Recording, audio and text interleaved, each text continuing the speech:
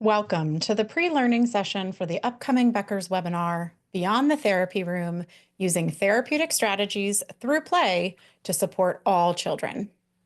This video session is a primer on the foundational concepts that we'll build upon in the live session this coming Wednesday, May 14th at 1 p.m. Eastern. With increasing frequency, we hear from early childhood professionals that the children in their care have behavioral needs that they just don't feel equipped to meet. So before we jump into learning new strategies, we might need to do a little mindset reset. Do any of the following statements resonate as something you may have thought to yourself or even expressed to others? There's something wrong with this child. I can't handle this child. They need more support than I can provide. Or I've tried everything to help this child and nothing works. If so, you're not alone. However, these statements do reflect a deficit mindset, both from the child and the caregiver's perspective. But we can flip these statements to an opportunity mindset by choosing to look with curiosity and seek connection. When we do this, the statements shift from there's something wrong with the child to the child has unmet needs that we just haven't figured out yet.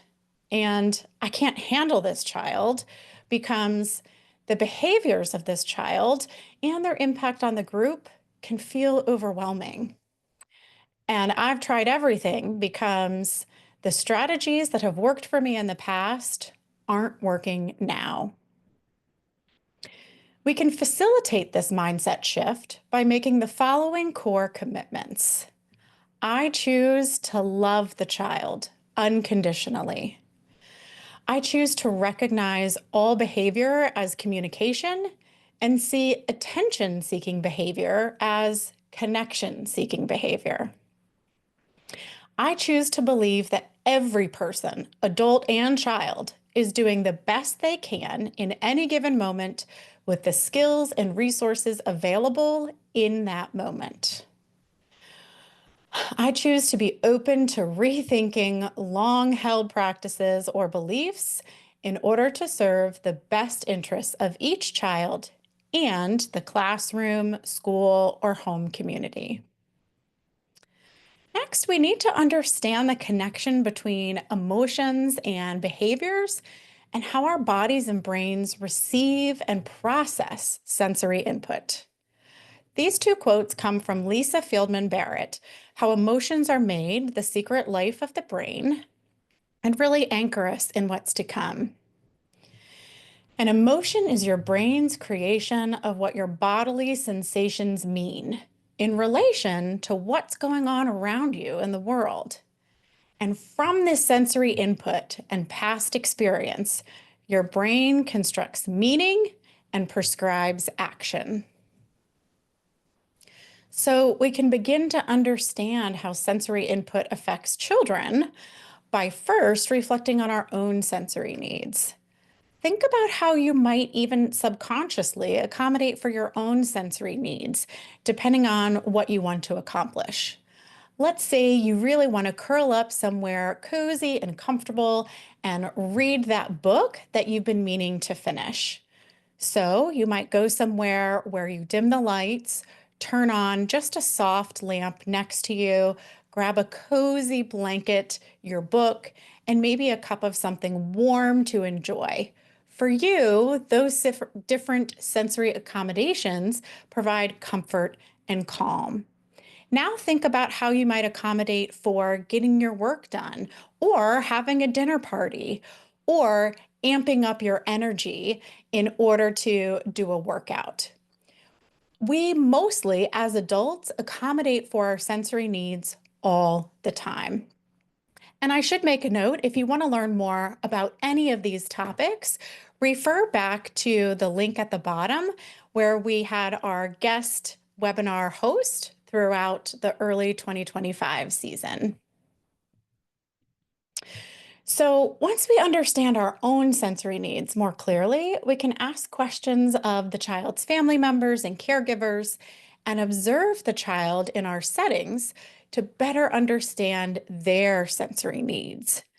Use a questionnaire to families to gather information about the child's routines and preferences at home.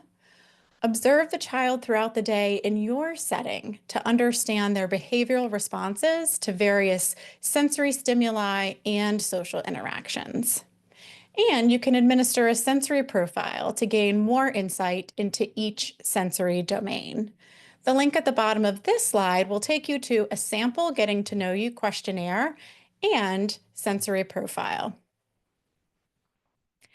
After we've observed the children, we need to observe and assess the learning environment through this sensory lens. So we need to think about the space in which the children live and learn and observe each physical space within that environment to assess for sensory input needs. And by sensory input, we mean interoception, like basic needs and the body's ability to regulate temperature, movement needs for proprioceptive and vestibular, visual, tactile, auditory, olfactory, and gustatory or taste. And you'll see more of this again in the webinar with Kelsey Olds, as well as our self-regulation webinar in January.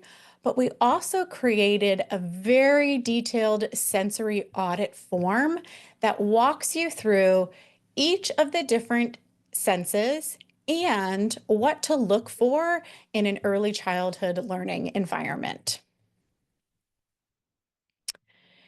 Then adjust the environment based on the results of this sensory audit. Make sure to meet sensory needs in every part of the classroom. Include materials and physical space for children to meet their sensory input needs throughout the classroom's play centers.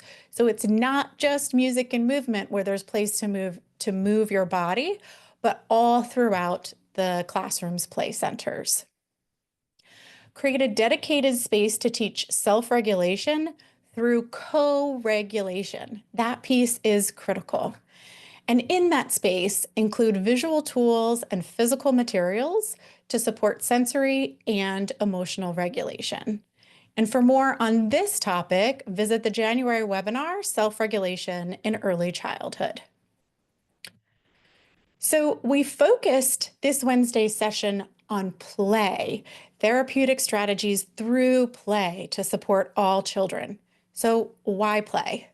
Well, quite simply, play is the highest expression of human development in childhood, for it alone is the free expression of what is in a child's soul, from Friedrich Froebel, otherwise known as the father of kindergarten.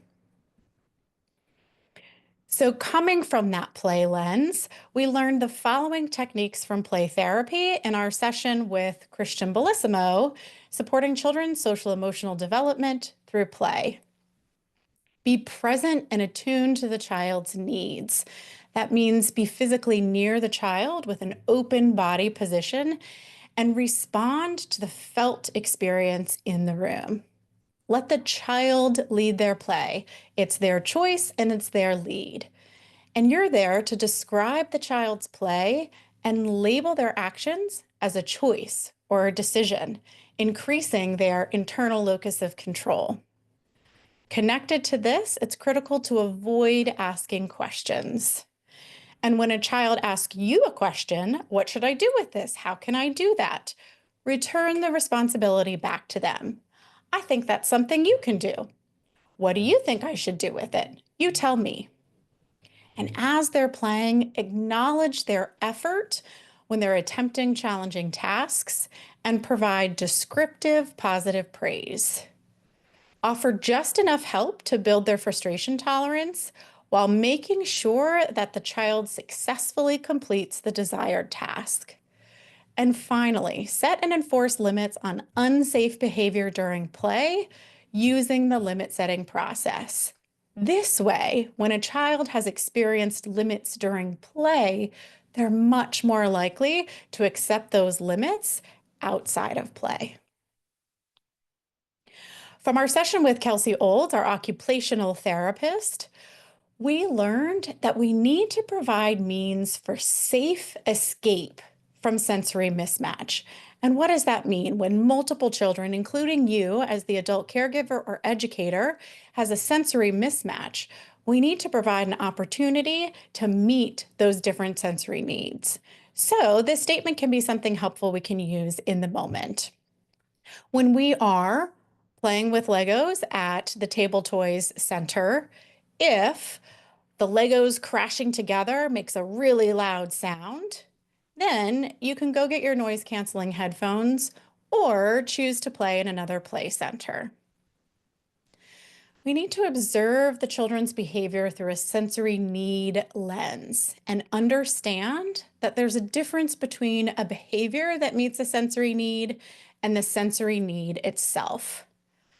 And we can provide opportunities to safely meet sensory needs across sensory domains. From Sheila Kroback, our speech and language pathologist, we learned that one of the most critical strategies we can do is to use visuals. Remember, visuals don't have a tone of voice. And visuals can be magical in almost any type of situation requiring communication with children. You can use them to set expectations, to show routines, children's choices, and even problem-solving options. Also, be clear and direct with children. Identify something concrete that you're seeing or hearing. Provide language and vocabulary around what your observation may indicate, and then provide a support or tool around that specific observation. Then model your own skills in language and practice with the child using those skills for regulation during play. And finally, leave more space for a response, whatever that response may be. This Wednesday, May 14th, we'll be continuing this conversation when we welcome 5 guest panelists to learn specific activities we can do across settings that tap into the benefits of occupational, speech, art, music, and play therapy.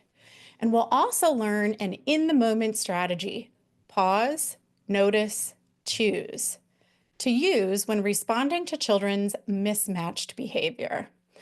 We'll be dedicating the majority of the webinar to the Q&A discussion with our panelists, so come ready with your burning questions around using therapeutic strategies through play to support all children.